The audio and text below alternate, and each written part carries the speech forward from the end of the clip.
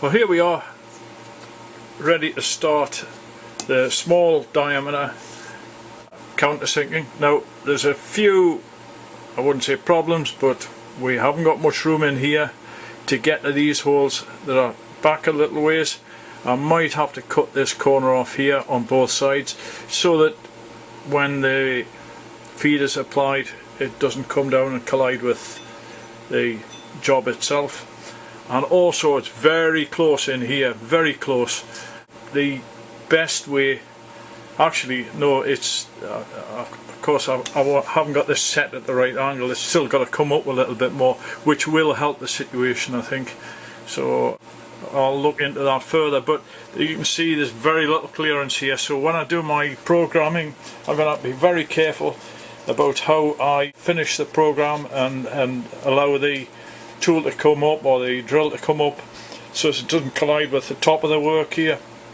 So I'll restrict it to the minimum sort of travels and get it away in the X direction as soon as it's clear enough, in that sort of order. So up in the Z, stop, along in the X, stop, and then up in the Z, out of the way to the parking position, the G30.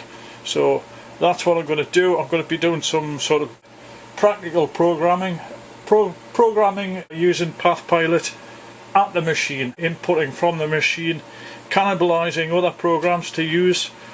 If you're not sure on what N's and M codes you need what M codes you need for things, have a look at the top of some of the wizards and so on, and they generally tell you, you know, G54s, G80s, G81s, G83s, that type of stuff, whatever, M3, M8, they're all listed. You'll find listings of them in most books that cover G codes, but they're all, usually what you find is a whole row of them in the first couple of lines of the program, and these are conditions that are set for the machine or that the machine needs to be in, and they stay active until you cancel them in the G code and tell them to do something different.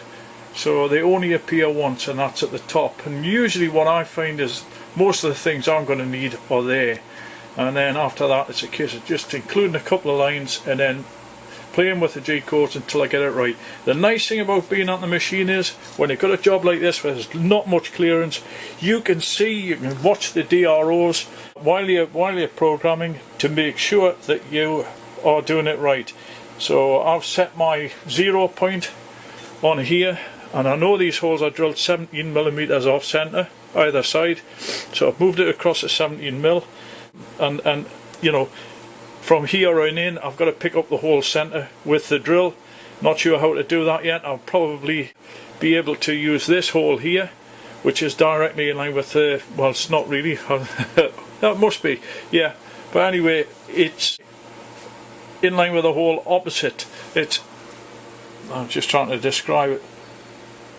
Yeah, it's 7.5 degrees out that way. Anyway, I'll pick it all up and we'll see what happens. Well, now I've got it set at the right angle, there's a lot more room here, and you can, if I get in there, I don't know if there's enough light to see what's happening in there, probably not.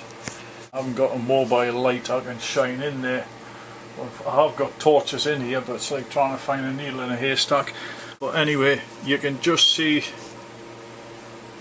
yes, you can just see there the light coming through the hole. If I put my finger out and block my light out, that's the hole that's about to be countersunk, and the countersunk is sitting with its point probably about 3mm above the hole at the moment. If I bring that down, it's not exactly right on the hole at the moment, but that's it, almost at the point where if I were to start up it would probably just take a shave off the sides of the hole at the top.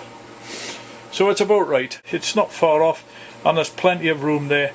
There's still a little bit of concern to get the other distance to the next row, but I'm sure we'll manage. And that's on the other side, so I might have to take the other side off. I don't really know, it may be a little bit tight when I move in that. I think it's about 6mm, 7mm, possibly even 8, but there's already about 6mm to go there.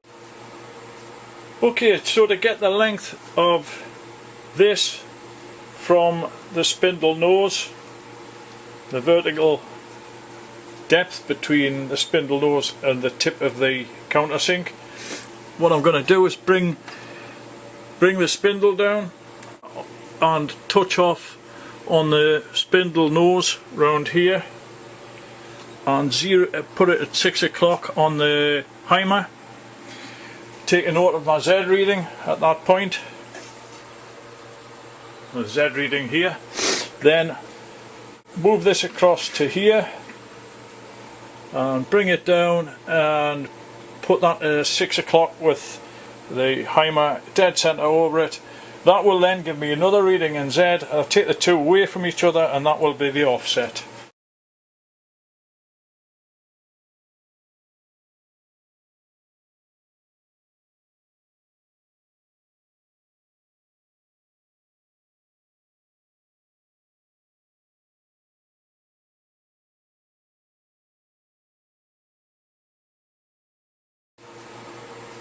Okay, so to get the length of this from the spindle nose, the vertical depth between the spindle nose and the tip of the countersink, what I'm going to do is bring the spindle down and touch off on the spindle nose round here and put it at 6 o'clock on the Heimer. Take a note of my Z reading at that point, the Z reading here, then move this across to here and bring it down and put that at 6 o'clock with the Heimer dead center over it. That will then give me another reading in Z. I'll take the two away from each other and that will be the offset. Well, you can barely see that because the light's not very good, and it's behind everything here, very little room to get in at, but that's a Heimer at 6 o'clock with a stylus on the nose of the spindle, and we have a Z reading of -137.849. So, and there you see the Heimer set 6 o'clock on the dial and the point of the countersunk right on the tip of the ball, and the reading is -53.137. So I will take the two away and that will give me my offset. Okay, well, not by my reckoning but by my telephone's reckoning, that distance between the two, where the differences are, is 84.712mm. So I can then put that depth into my offsets, which I will do at a later time. So I'll write that down somewhere so I know what the length is. Although I suppose I can just go into it like this and offset, cancel, offset. I'm going to call this one the countersunk.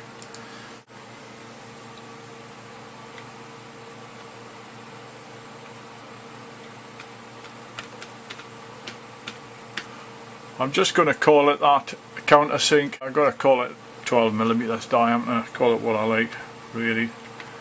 And the length will be 84.712. Hit the enter and that's it. That should be it in. Go back to file and edit G-code. And there we are, we're back there again. One of the things, the one thing that it took me a long time to realise, that if you've got, I kept getting lots of messages saying that something was already open for editing, and if you want to dive between the screens, you suddenly lose your G-code editing facility. You don't actually, it just goes behind the main screen, and to get it back, for all there's nothing in there, click on G-code, you get the same one back. Or edit G-code. So that might be a tip that other people might use, especially when they're first sort of using their machines. So anyway, I'm going to press on. Right, now first things first, I've already set the first hole I'm going to countersink, which is this one here,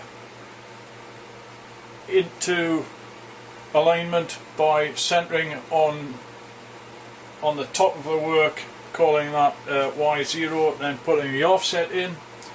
I've then rotated the hub around with a rod through the drilled hole until it was sitting square to the rotary table and it was lining up with the point of the drill of the countersunk through the hole.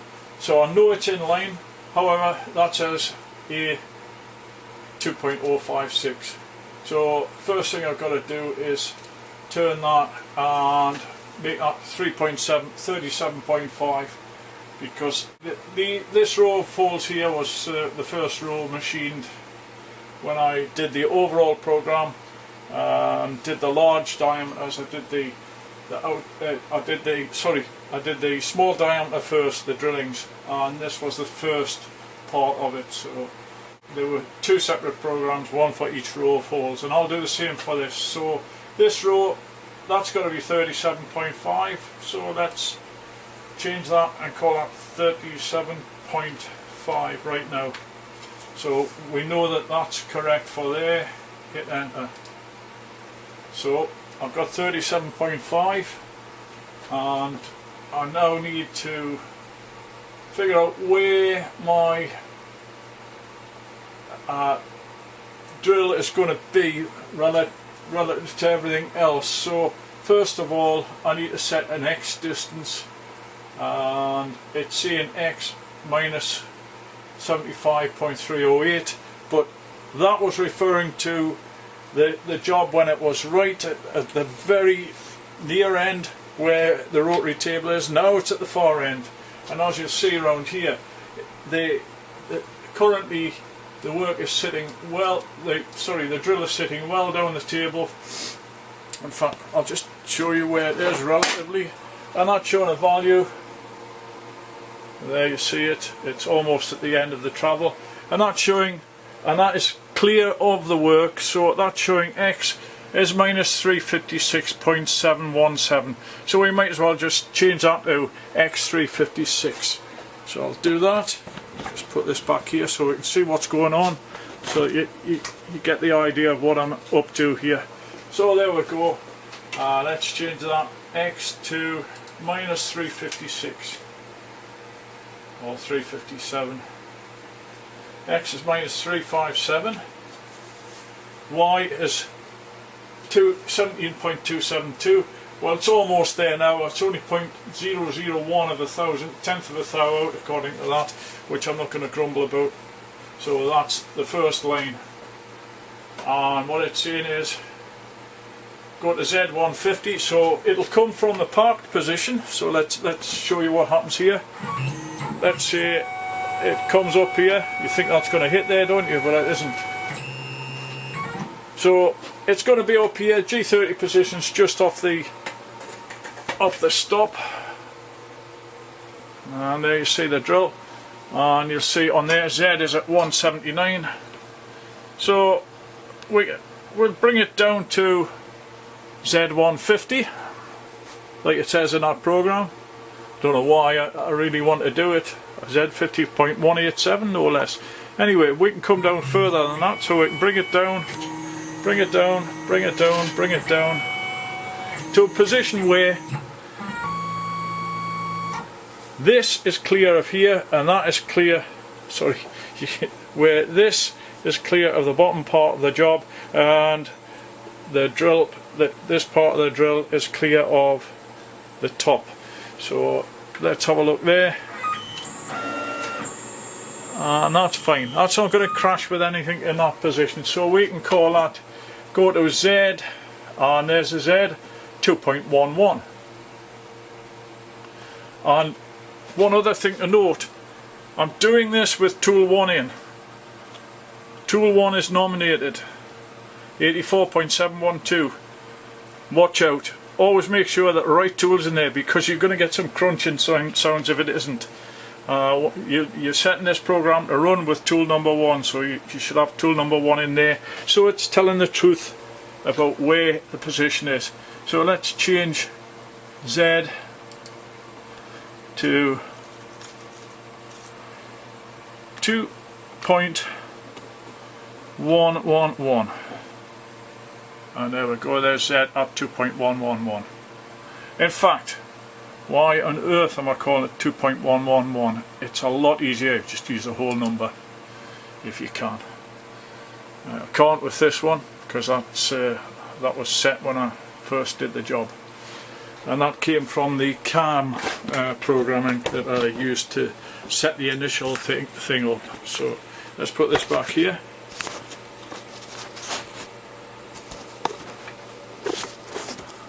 So we now know it's going to come down.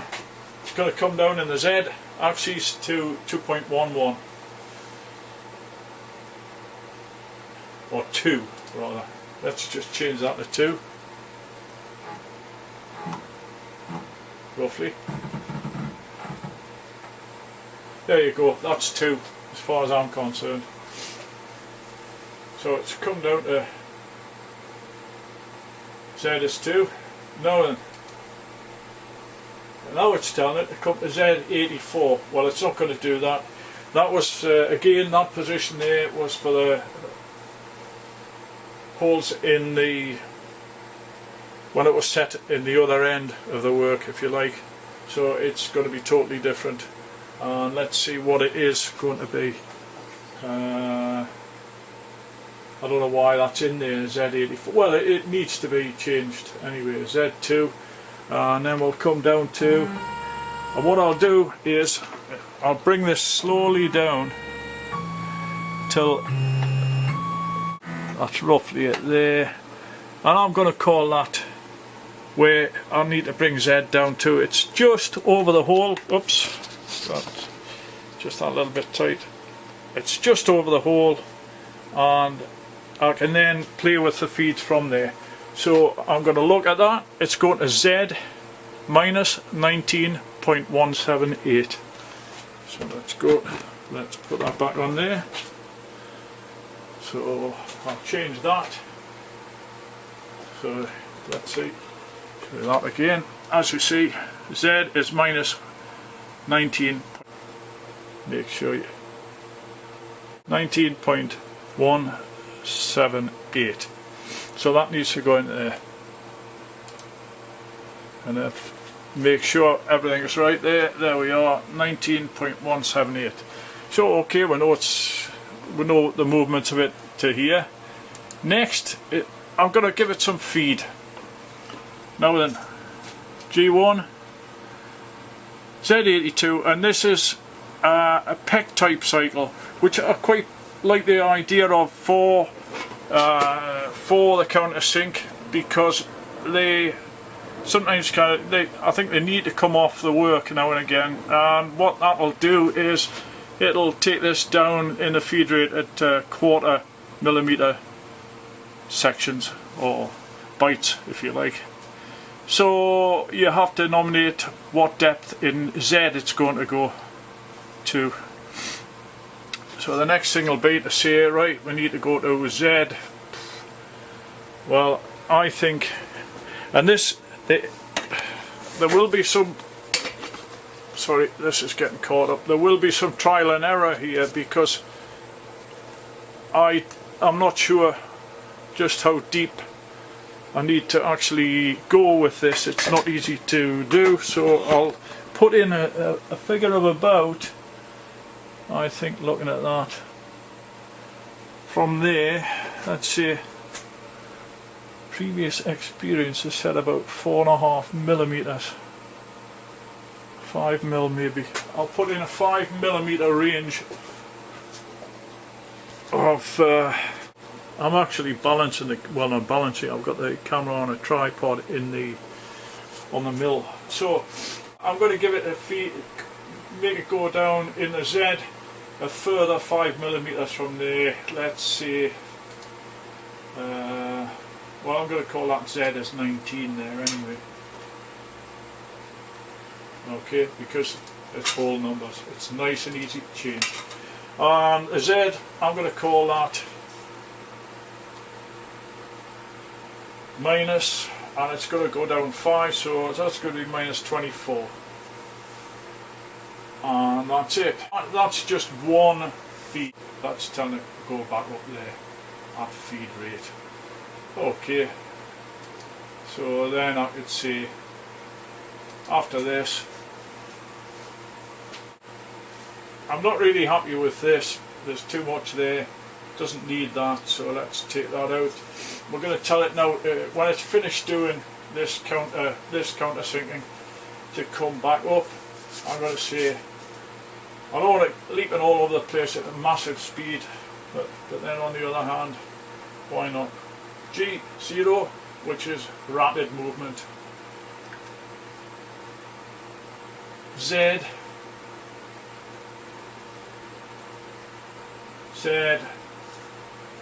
minus 19. So that brings it back up to where it started from. The F25 is the feed rate. I don't know what made me think it was whatever. It's just a single plunge, this, but it'll do the job, I think. And that feed rate is 25 millimeters a minute. And I know from using the homemade drill that I use as a countersink, I had to cut that down quite a bit when I ran the program. So, but I'm going to leave that because I can do that on the feed down here. So that's the first hole actually done. So what I can do now is take out these 3 lines here, and tell it to move around next to a 7.5.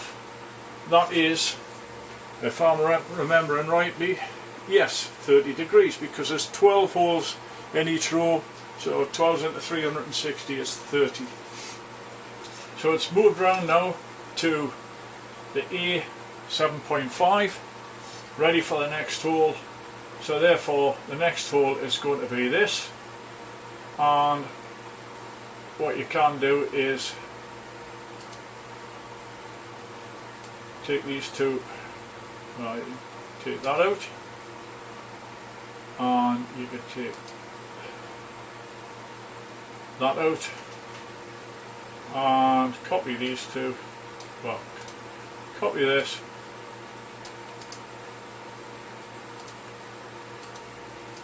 and paste there, copy this and paste there. So there you go, we've now got 2 holes done, and it becomes fairly quick after that. Well, now it's Z19, it's back up again, so we've got to have the next A position, so let's take these out.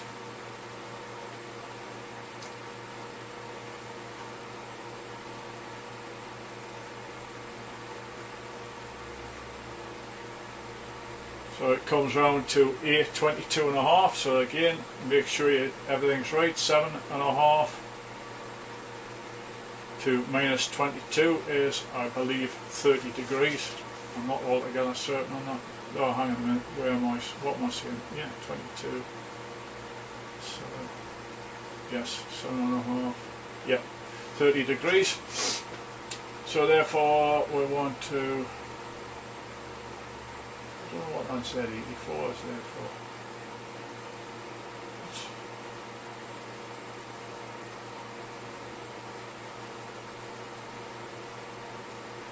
Yeah. Anyway, yeah, it's looking okay. So Z19.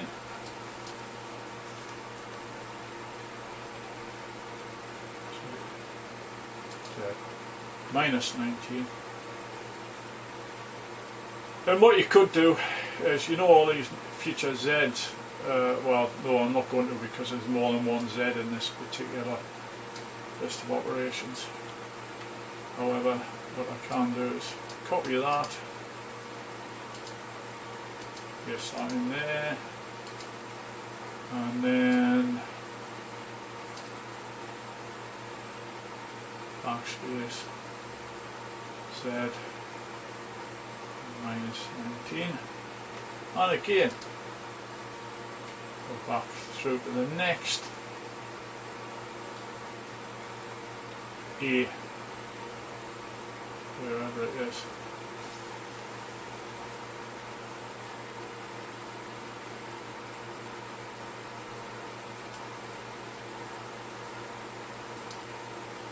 Backspace.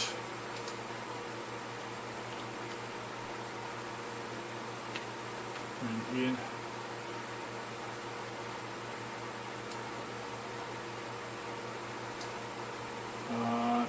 Click that out of there, and there you've got your next A minus 52, which is 30 degrees on from there, and then Z19, and you've got a repeating pattern. So I'll just plot on. I don't want to bore you to death with that. You see the idea, and then we'll run it. Okay, I'm more or less finished it. This was the last A position, or position of the rotary table, A292.5, and then I'm telling it to go to drill a countersink, that one at a feed rate of 25, to Z minus 4. I don't like that, that's not right. Z minus 24, somehow I've clipped off. This is why when you've done something like this, you really got to go over it with a fine tooth comb. So it's going to, oh no, I'm sorry, Z minus 4 is correct, because at that point I want it to come up clear so that the countersink doesn't catch on the edge of the job, and then go along to X is minus 349, which is in no man's land, well out of the way between the well, almost up against the end of the X axis. And then in here I'm going to add an optional stop, so I'll put 8 to 1. I'll try clicking on that, and 8 to 1, and type in M01, and that is a break called an optional stop. If this is highlighted here, you can just see if I move this out of the way, if I can. No, I don't seem to be able to try grabbing it there. No, it doesn't want me to. But just under here you'll see M01 break and a green light. That means it's active, and if the program sees this, it stops at that point. The reason I want to stop there is because I haven't done this bit of the program, and I'll probably just do all of the holes on that setting and then make the new program up for the second row. And the reason I would do that for the second row, a separate program for the second row of holes, is because the angle has to be changed. So there's no point in constantly changing the angle up and down with this setup, because it's not very conducive to fast working at all. It would be a different story maybe if it was a tilting rotary axis, but I'm quite pleased with the way this thing works. It's really good. It's quite solid. It's much more solid than I thought. Okay, the one thing I forgot to do was to give this an X position to start doing the drilling. So it would have kind of foundered after about the first line, or would have done some kind of nasty crash. So the first thing I've done is reset the job across, so that I know that the countersink is pretty much in line with the hole on the X axis, and give that minus 281. Minus 281.775, which is what's in my X-axis reading when this is here, with tool number 1 in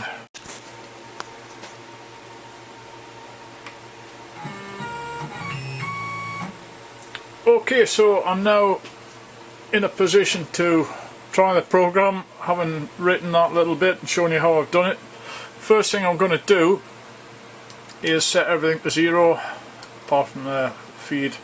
I'll take that up a little bit, and I'll hit cycle start in single block, and this way you can keep a check on what's happening. I've got my max vel turned right down, it's coming down through here. So G30, I would expect some movement there, but obviously it's it must be at the G30 position now. So then we go to T1. You see here speed 2000, that's spindle speed. I've got the spindle locked out because I'm using an add-on spindle, if you like, in the form of the right angle drill. So there we are there. So next one, just slow that back down again. I don't want to get caught by surprise when I'm holding the camera. So the next line should be to turn the rotary to 37.5, but again it's already at 37.5, so it'll not do anything there. And the next one will be to tilt the table, etc. Right, next one's got some movement, so it's going to go to -357, Y 17.2. So there will be movement here. So when I click the next one, there we go, and let's see what's happening. Yes, it's moved along in the X position to -357, which is what was on this line up here. So the next line is going to go down to Z2 in a straight motion in the Z axis. Now, I had forgot in my original program to put an X distance for it to travel to when it gets to that point. However, I combined these two and I found that the head was going to come down and collide with this if I did that, so I put them on separate lines, so it does definitely do each operation separately. So here we go, and there you see I'm just doing it slowly for the sake of being able to see it done. I'll speed that up a little, and there we go to there. Right, and next one is to go along to X 281.775, which is where the hole is. So I click on the cycle start, bring that up, and there you see, and it stops just in there, in position to drill that hole. And the next one is to come down to Z19, which it will do now. I'll just cut that back a little, and there you see it's coming down to the cut position. Now the spindle's not rotating here, so the next thing is to check whether it's going to go down to Z19 in a feed position. So I'm going to turn that feed right off, turn that down to 1 or 2%, and hit cycle start. Nothing's happening, but we should hear it clicking in the Z direction, and that will prove to me that all of these motions are correct so far. And you can hear it and see it there very slowly. So I'll stop that. I know when I go to test the program, I'll switch the drill on and we'll do a test depth to make sure that the countersinking is decent enough and at the right depth, and if that's okay, then we'll proceed one step at a time with the first one, just to make sure there aren't any silly mistakes in the program that are going to cause